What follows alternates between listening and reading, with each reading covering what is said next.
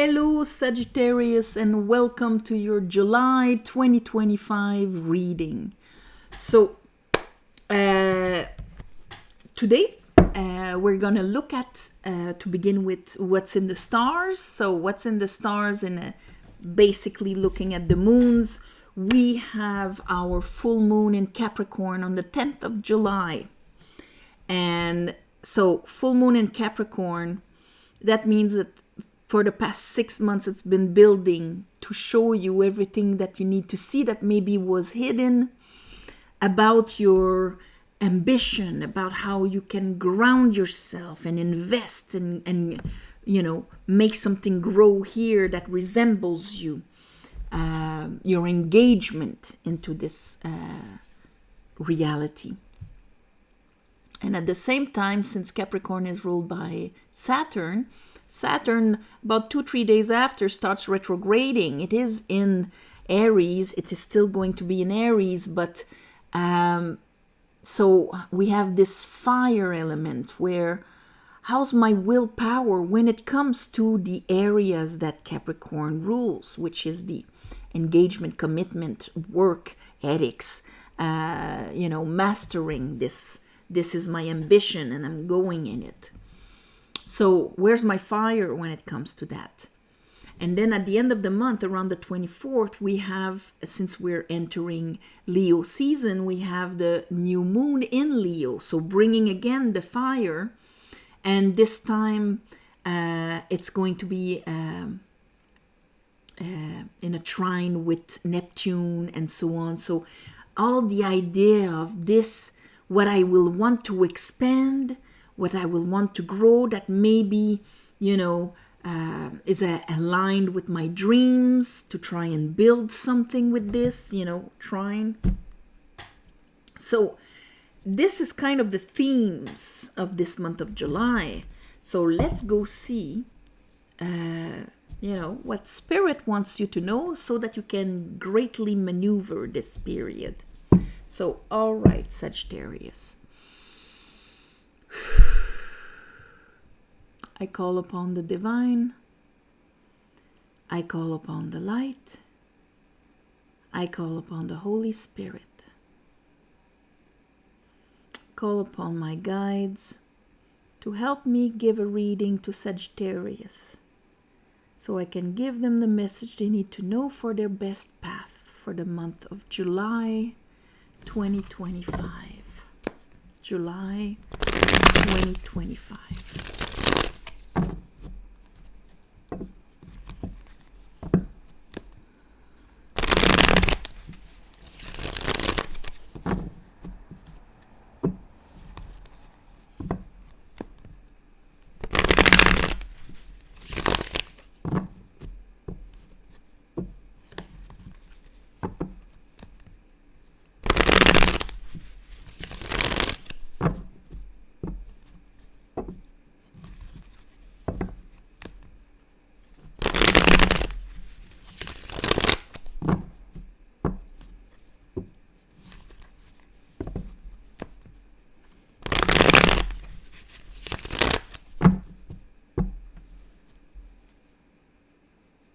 Okay, give me 3 cards for Sagittarius.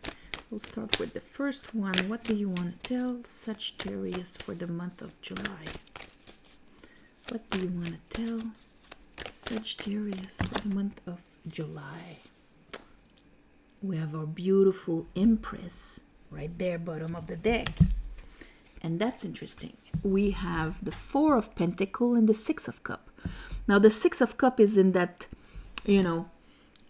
flow of giving and receiving, energetically, waterly. So that means the frequency. When you look at that, you look that they have, well, first of all, we're in the middle of a village. Okay, that's where the markets were. That's where the gathering of the people, where the exchanges would happen. Exchanging communication and goods, services, and so on. So there's the idea of the giving. And also we have this little masculine giving to this little feminine. They're like children-like. So bringing that innocence in the giving and receiving. They also have white flowers in their cups. So that means that the water has been purified. So they're not giving to compensate for an old wound or something like that. You know, like I don't feel lovable or worthy, so I will give in order to have value, to be loved, or to be needed, because if that's the only way I can justify somebody spending time with me or whatever. So then when we're like that, we will be kind of protective of what we have. So these are like two states of being, one that is trying to secure his worth and value, and the other one that is in the free flow of giving and receiving. So the Empress here is perfect to let you have an insight, to let you have an understanding from the stars, from above, because the Empress is a channel. The Empress is ruled by Venus, so everything that has to do with love and worth, there's an understanding there for you coming in the month. And it's Cancer season also, so for you Sagittarius, that would be like understanding the emotional groundness, security, and all of that. Maybe understanding that Cancer season can bring you. All right, let's continue. We have 2 tens, but in reverse. 10 of Wands, 10 of Pentacle. And with it we have the Queen of Pentacle and the 4 of Cups in reverse. So maybe less trapped in the what I've only known until now, universe trying to give me something in a new way. So I cannot reduce it. I need to start allowing my worth, value, and worth in value to be unconditional, like in the Empress. Even if the last 10 years didn't look like that, 10 years, 20 years, or whatever, and even if the baggage transmitted from one generation to another was the opposite. I am releasing this.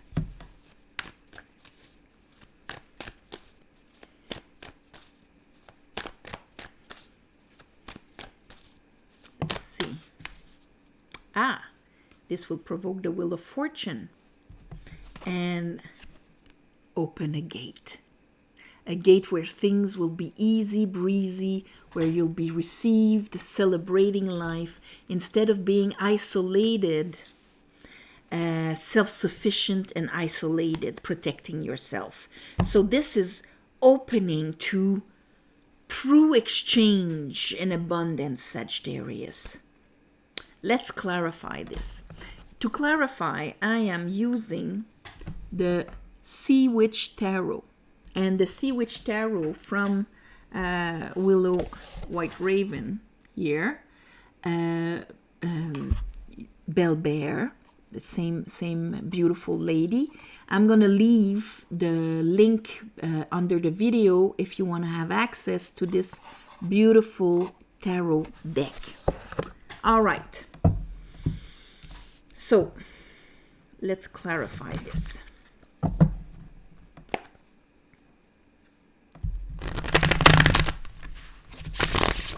Something's gonna move the Wheel of Fortune for you, Sagittarius.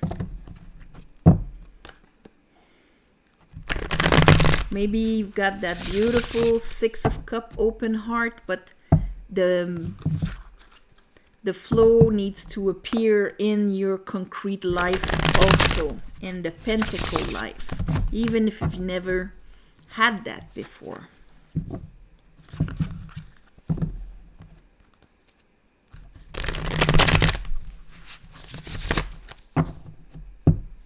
Okay, let's look at that 4 of Pentacle and 6 of Cups. What do you mean?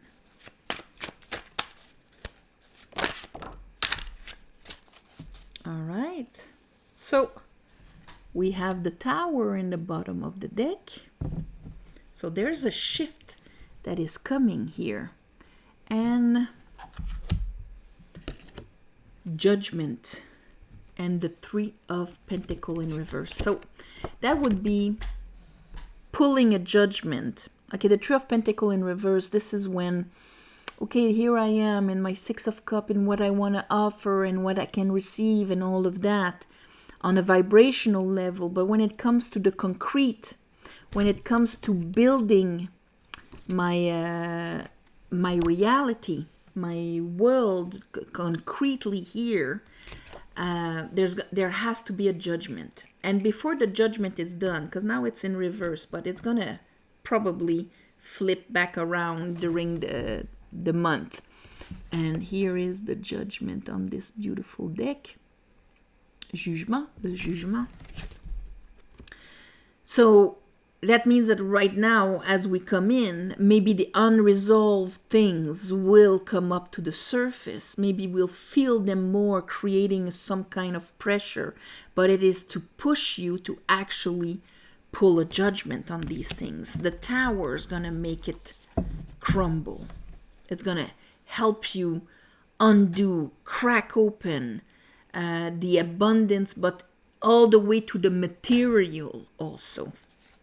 So here, Queen of Pentacles is there, but maybe we notice that our Ten of Pentacles is in reverse with the Four of Cups. Ooh, that was far away. Oh, it's the Two of Cups. So, here's the Two of Cups. All right. And bottom of the deck, we have the Four of Pentacles there with the turtles. Isn't that beautiful? So here, a repeat of the same card with the Two of Cups. So maybe you kind of had mirrors where stinginess or unavailability or people that are really protecting themselves. Maybe you're protecting yourself also, but this has been mirrored before. And right now, you're going to maybe see that mirror and you're going to maybe recognize something, because here the Tower and the Judgment are trying to make you see something about that. Here at the end of the month, you have the Four of Wands, and we know we have the Wheel of Fortune in the bottom of the deck. So something is understood that actually is making you cross into a different state. And we have the Ace of Wands. There it is. It's beautiful with the sunflower. L'As de Bâton. A new fire. Maybe with that new moon in Leo, or entering Leo season, fire season, it's going to bring you a kind of a new beginning, a new energy that's going to be able to bring this. I do have the Eight of Cups in the bottom of the deck, and the Eight of Cups is all about going for that, that extra cup that we didn't see, that extra vibration that we didn't see before.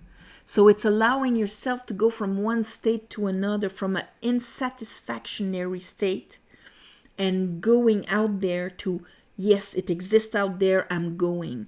In order to cross a threshold, we need to do that same principle of leaving things behind in order to get into a new state of being.